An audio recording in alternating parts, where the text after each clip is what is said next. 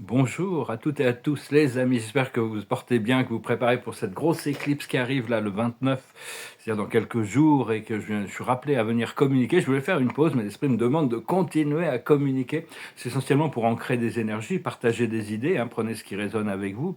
Je veux discuter de l'ascension collective qui se prépare, parce que toutes les âmes sont conscientes qu'il y a une ascension collective, même ceux qui sont endormis, hein. Donc, mais enfin, pour beaucoup d'entre nous, il y avait ce flash solaire qui est attendu, mais ce flash solaire, en réalité, c'est une sorte de coup de pouce de Dieu, c'est un coup de pouce de l'univers. Mais ça nous adresse pas nous en tant que les travailleurs de lumière, tous ceux qui ont déjà fait ce travail intérieur. On n'a pas besoin de ça, hein. Et si ce flash arrive, c'est parce qu'on a fait ce travail intérieur, mais c'est vraiment pour le reste de l'humanité. Ça va vraiment aider à élever toute la conscience. On va passer d'une planète de la 3D à la quatrième dimension. Donc je vais discuter de ces quelques idées. Et je vous remercie d'aimer, de partager, de commenter, de souscrire, de ne pas oublier de souscrire. Je vous remercie pour vos dons si vous pouvez. Et si vous voulez une consultation privée, je vous remercie de m'envoyer un email. Je peux encore les faire. Bientôt, là, les choses vont changer. Il y a beaucoup de nouvelles responsabilités qui arrivent. Je sens que ça arrive. Ça va être très excitant, hein. C'est même, on se demande même si moi, ce qui m'est présenté, bon, après ça, on est tous différents. Il faut recevoir notre intuition. Mais ce qui m'est présenté, c'est un bonheur et une liberté tellement grande que j'ai du mal à l'accepter dans mes conditions spatio-temporelles actuelles. Toute cette liberté, tout ce bonheur, toute cette abondance. Donc c'est important d'être constant, de développer une constance sur sa vibration, d'être responsable et stable dans sa lumière, hein. C'est très important. Il faut comprendre que bon, nous on doit gérer les choses du monde terrestre, et tout le monde spirituel qui nous assiste, qui nous aide, elles ont des pouvoirs d'attirer les gens, attirer les énergies. Il faut demander aux anges et aux esprits. Seulement eux, ils vivent dans une dimension où il n'y a aucun besoin. Ils n'ont pas d'argent, il n'y a pas besoin d'argent, ils n'ont aucun besoin physique, aucun besoin matériel. Ils sont comblés déjà dans cette lumière éternelle de la réalité du Créateur. Et donc, bon, ils font ce qu'ils peuvent depuis leur dimension. Mais bon, nous, on a choisi de venir participer à cette expérience du monde physique pour assister l'humanité dans sa transition. Et donc, parce qu'on est forcé d'apprendre à vivre, à survivre dans un système de vie qui n'est pas connecté, hein, qui est complètement, où c'est l'avidité, la cupidité, la séparation, le conflit, la compétition qui règne partout. Enfin bon, maintenant ça va un peu mieux quand même. Il faut réaliser quand même, depuis quelques décennies, il y a eu quand même des progrès, un éveil des consciences. Mais enfin, nous, ce qu'on doit apprendre, c'est se connecter à notre lumière intérieure, connecter à toute la vie, hein, rentrer dans cette sphère du champ unifié. Et parce qu'on a la totalité de Dieu à l'intérieur de nous, et tout le monde a ça, hein, la totalité de Dieu. Donc quelque chose, c'est comment on arrive à intégrer cette pas après pas, de choisir l'amour et l'unité plutôt que la séparation, parce qu'on a l'habitude de survivre dans des limitations assez désagréables, alors que c'est pas naturel du tout. Donc c'est très difficile. Au plus on vient d'une dimension éthérée, au plus c'est difficile de s'habituer à la lourdeur et l'impureté du monde terrestre. Mais enfin, on doit choisir la liberté dans le présent interne, hein. C'est vraiment, on est en train de développer une nouvelle énergie, une nouvelle connexion, hein. Cette connexion a toujours été là, mais elle se développe, elle grandit, elle s'intègre dans notre conscience. Même si l'ego va complètement, constamment nous ramener dans le monde de l'illusion, mais on paye de moins en moins d'attention à ces énergies, à ces pensées de l'ego, hein. Mais ça prend beaucoup de persévérance pour atteindre cette paix intérieure, pour pouvoir toujours revenir. Quand on n'y est pas, il faut apprendre gentiment, doucement à revenir à cette paix intérieure, à travers la méditation, à travers la respiration, à travers le souffle, à travers l'immobilité à l'intérieur de nous. Je sais, mon esprit m'a montré que j'existe éternellement dans un espace mon être véritable est fixe, il ne bouge pas, hein, il est éternel. Bon, et on a tous ça quelque part, on a tous un point d'origine qui est central. Mais enfin, il ne faut pas se juger soi-même quand on n'arrive pas à maintenir la fréquence. Cela dit, on doit rester de plus en plus constant, hein, de continuer à pratiquer le courage, de faire face à nos peurs, perfectionner notre caractère. On doit développer la compassion, l'amour pour nous-mêmes et pour les autres, la guérison, le partage, et on doit développer la lucidité, la sagesse grâce au fait de pouvoir sortir du monde mental. Et parce que ce qui est vrai à un niveau est pas forcément vrai à un autre niveau, ou ce qui est complètement faux à un autre niveau, ou vice versa. Donc ça dépend. On est tous un peu différents, on est tous en train d'apprendre des leçons différentes, et il y a des milliers et des milliers de chaînes qui adressent toutes sortes de messages, mais c'est aussi, il y en a beaucoup, je vois, c'est pour ceux qui viennent juste de se réveiller, et donc ils ont besoin de certaines informations, mais ça nous il faut vraiment aller vraiment avec ce qu'on est appelé à, ce qui vient à nous et ce qu'on est appelé. Il y a des informations pour nous quand on est appelé à écouter un message, par exemple. Mais pour dire que ce qui est vrai à un niveau est faux à un autre niveau, par exemple, quand on dort et qu'on rêve, on est dans la quatrième dimension de manière complète et totale. Et là, la gravité physique n'influe pas. Tout le monde a dû avoir des rêves où on rêvait qu'on volait. Moi, ça m'est arrivé de pratiquer là-haut. L'esprit me dit que bon, quand on va bientôt pouvoir, quand on rentre dans la quatrième dimension, toutes ces choses qu'on a pratiquées dans les mondes du rêve vont pouvoir s'intégrer dans notre réalité matérielle et physique, qui sera un peu moins dense quand on sera entré dans la quatrième dimension. C'est-à-dire que bon, la gravité physique, elle est réelle dans la 3D, mais elle ne l'est plus déjà dans la quatrième. Et parce que bon, ouais, ça fait des années que ma conscience a ascensionné dans la cinquième, sixième dimension, et que je voyage même dans d'autres dimensions, mais je dois gérer la nécessité de mon corps physique dans la troisième dimension, et qui est connecté à la quatrième dimension, le monde des émotions. Après ça, donc là, il y a un alignement qui est en train de se passer. On a tous des parties de nous-mêmes qui sont déjà ascensionnées. C'est juste, on doit se souvenir, on doit se rappeler, on doit intégrer l'énergie de cette dimension supérieure.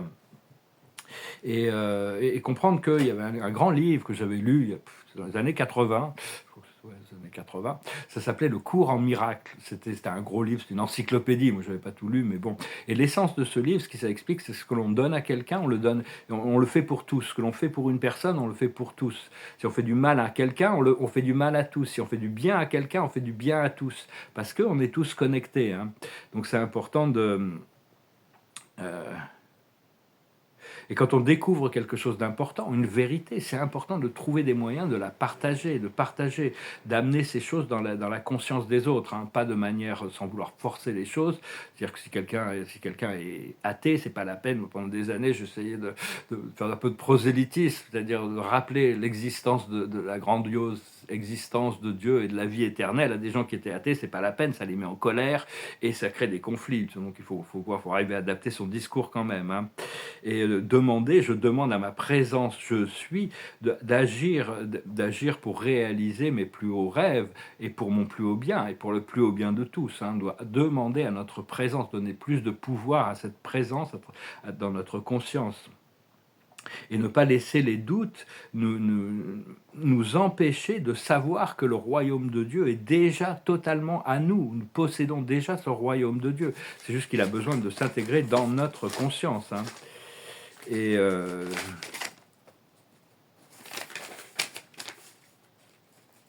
comprendre, oui, que Dieu est parfait. On peut concevoir que Dieu est infiniment parfait. Et que Dieu ne crée que la perfection et ne vit que la perfection. Donc même nos imperfections font partie de la perfection. Donc répétez-vous, je suis parfait. Et donc si je suis parfait et que Dieu est parfait, vous êtes parfait aussi. Déjà d'accepter l'état de perfection. Ça nous permet de lâcher prise sur toutes les imperfections qu'on peut encore voir, même s'il nous reste des choses à travailler, on doit se pardonner nous-mêmes pour avancer et ne pas s'accrocher à ces choses qui peuvent être encore des limitations. Et lâcher prise de l'ego, cet échiquier. L'ego, c'est un échiquier, il avance ses pions et tout ça.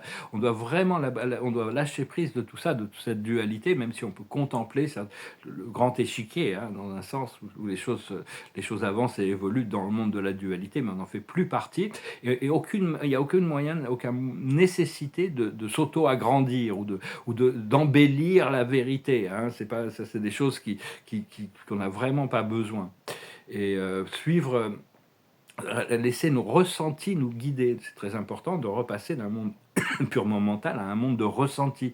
Et si on ne se sent pas incroyablement bien, c'est à ce moment-là, il faut rediriger nos pensées pour trouver une pensée qui nous redirige vers quelque chose de... Cela dit, on doit faire face à des choses, à des énergies internes on n'a pas le choix. Hein. Des fois, on doit les gérer et de plus en plus, on doit les gérer avec compassion et détachement, si possible.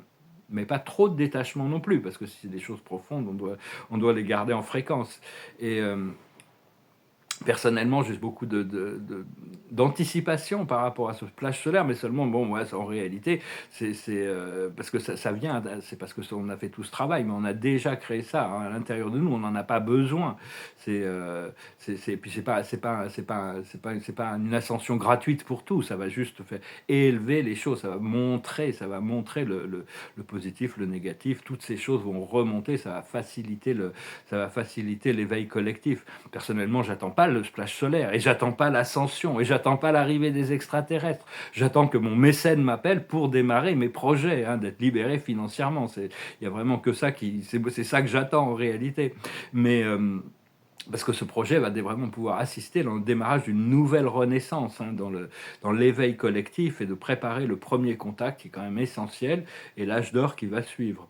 Ben, on a tous des points à l'intérieur de notre vie, des virages. On arrive sur un nouveau plateau. Moi, j'en ai eu un en 87, j'en ai eu un en 92, j'en ai eu un autre en 2001 quand j'ai dû rentrer en France, j'en ai eu un autre en 2007, il y en a eu un en 2012 avec l'entrée en l'âge du Verseau, il y en a eu un en 2020 qui a réveillé toute cette humanité.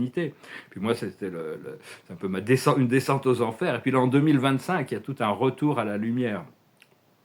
Une complétion, disons, c'est vraiment une complétion.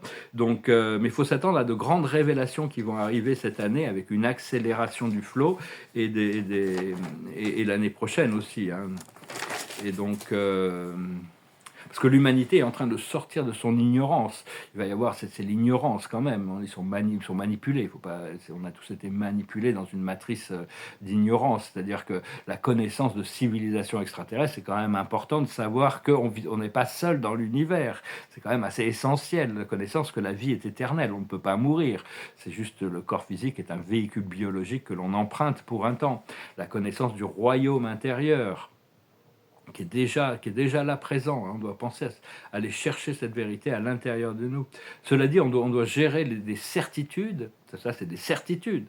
Et on doit gérer un certain niveau d'imprévisibilité.